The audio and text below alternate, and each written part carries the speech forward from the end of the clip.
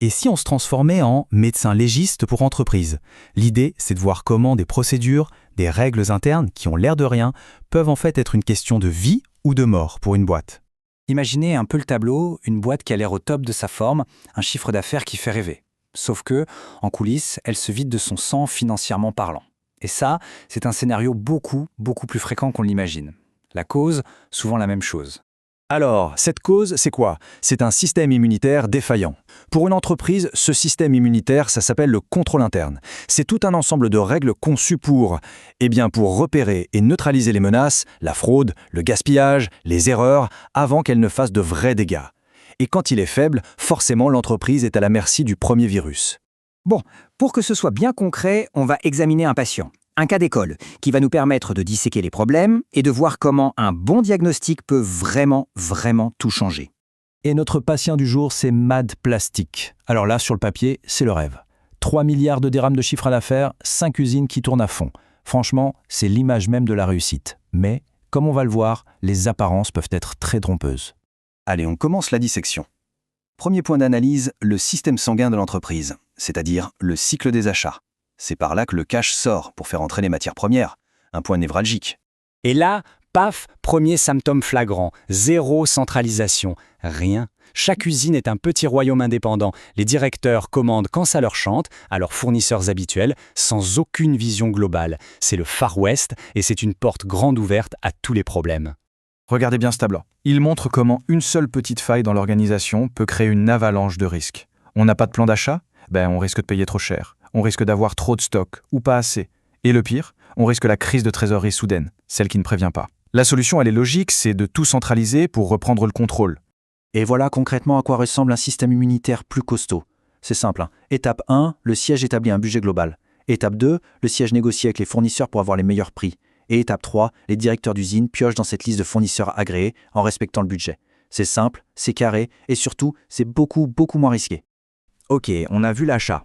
Mais un problème, on entraîne souvent un autre, c'est l'effet domino. Donc après l'achat, il y a le paiement. Et vous vous en doutez, là aussi, on va trouver une faille et pas des moindres. Là, franchement, c'est presque incroyable. Le service compta paye les factures sans jamais avoir la preuve que la marchandise est bien arrivée à l'usine. Ils reçoivent une facture, un bon de commande, et hop, le chèque part. Mais est-ce que les produits ont été livrés? Est-ce qu'ils sont en bon état? Est-ce que les quantités sont justes? Personne au siège n'en a la moindre idée. Le vrai problème, le nœud du truc, c'est qu'il manque ce que les experts appellent un système de preuve. En gros, on paye à l'aveugle. On risque de payer pour des marchandises qui n'existent pas. La recommandation, c'est un grand classique, mais c'est la base. Il faut faire un rapprochement entre 3 documents. C'est une défense simple, mais redoutable. Et regardez comment cette procédure simple résout tout. D'abord, on a la preuve physique. Le directeur ne signe que s'il a les 3 papiers sous les yeux. Le bon de commande, la facture et le bon de réception de l'usine. Ensuite, et c'est crucial, on a la séparation des tâches. Une fois signé, le chèque ne retourne pas chez le comptable. Il est envoyé directement au fournisseur. Comme ça, pas de risque de magouille. Chaque étape est un verrou de plus sur la porte. Bon, on a vu comment l'argent sort, voyons maintenant comment il rentre. Parce que oui, même quand on reçoit de l'argent, une mauvaise organisation peut ouvrir la porte à des fraudes assez spectaculaires. Et là, attention, on a le cas d'école du cumul des fonctions. Une seule et même personne, Madame Khadija, qui gère tout. Elle reçoit les chèques des clients, elle met à jour leurs comptes dans le système et c'est elle qui s'occupe de relancer les impayés. Elle a toutes les clés en main. C'est une concentration de pouvoir extrêmement dangereuse. Le risque ici, il n'est pas compliqué à deviner. C'est le détournement de fonds, pur et simple. C'est un jeu d'enfant pour elle. Elle prend un chèque, elle l'encaisse pour elle, et ensuite, elle va dans le système et elle classe la facture du client en perte, comme si le client n'avait jamais payé. La recommandation, c'est une règle d'or en entreprise. On ne donne jamais à la même personne les clés du coffre et les livres de compte. Ok, l'autopsie est terminée. On peut maintenant poser un diagnostic clair. Ce qu'on a vu chez Mad Plastic, ce ne sont pas juste des petites erreurs. Ce sont des violations graves de principes fondamentaux. En fait, tout repose sur 3 grands piliers, les 3 piliers d'un système immunitaire sain. 1. L'organisation, avec en tête la séparation des tâches. On ne met pas tous les œufs dans le même panier. 2. Un système de preuves. Chaque opération doit laisser une trace, une preuve physique. Et 3.